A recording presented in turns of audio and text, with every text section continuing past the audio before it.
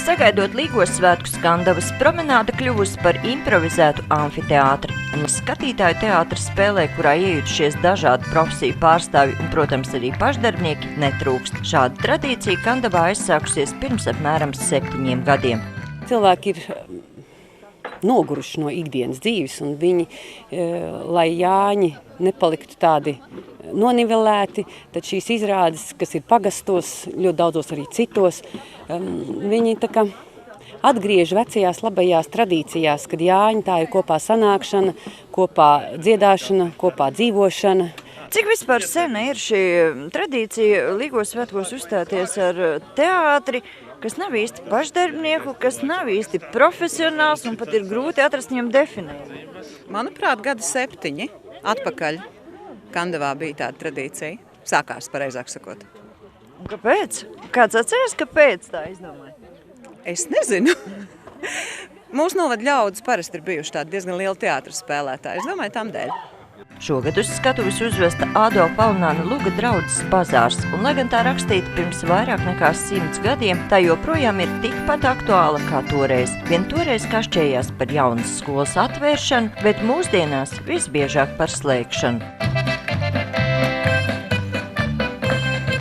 Nu, kungi, ja jau sapulces sākums tik jautrs, kādas tad būs tās beigas? Tās beigas būs pavisam trūvīgas. Gribētu Perminderu kungu lūgt par paradumam šeit izgulēties, nevis traucēt mūsu sēdi.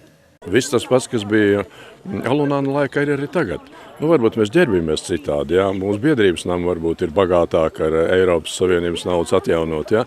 Bet tā domāšana mums, vai nu diemžēl, ja paldies Dievam, ir tāpat.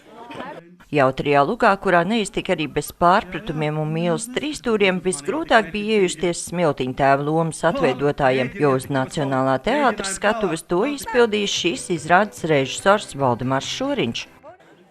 Es daļai tā dabūju bišķi vairāk pasvīst. Jo viņš vēlējās izspiest no manis to pašu, ko no sevis ir izspiedis. Un kā jums šķiet, jums izdevās?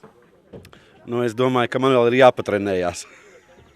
Mēģinājāmies 3 mēnešus, jā, tā kā strādājuši esam ilgi, bet, protams, es atkal sakot apbrīnoju šos cilvēkus, jo paralēli visam tam, ko mēs šeit darījām, jeb otrādi paralēli viņu darbam, šis darbiņš tika darīts, un viņi tomēr atrada laiku, jā, un es domāju, mēs diezgan cienīgi šovakar, kā sakot, to darbu arī parādījām.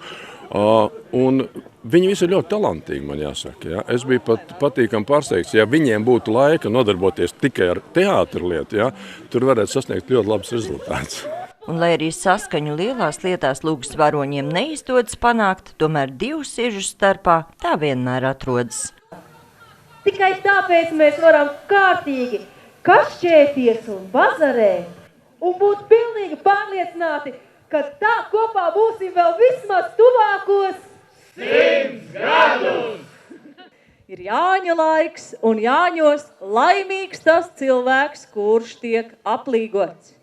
Jo tam dūša, spēks un veselība turēsies vismaz līdz ziemas saulgriežiem, ja ne līdz nākamajai vasarai. Valdiņām, brālīšām, caur cepuri mati auga. Zīle līgzdu novijuse, kārklu krūmu domādam. Līgo, režisor, šis nav kurvīts, ko es tev dodu. Tas ir dāvanu gros. Ēd pats un baro savu draudzi.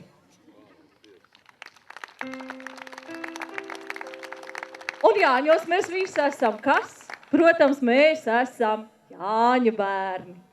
Bet tur, kur ir Jāņu bērni, ir jābūt arī Jāņu tēvam. Un kurš gan Kandavā varētu būt Jāņu tēvs? Protams, Normunds Štoferns. Pagabali es zināju, Normundiņu staigājam. Pilnas bikses piebirušas ar tām dažu kodaļām. Priecīgs Jāņs! Sandra Leitāna, Andrs Spāns, TV Spektrs.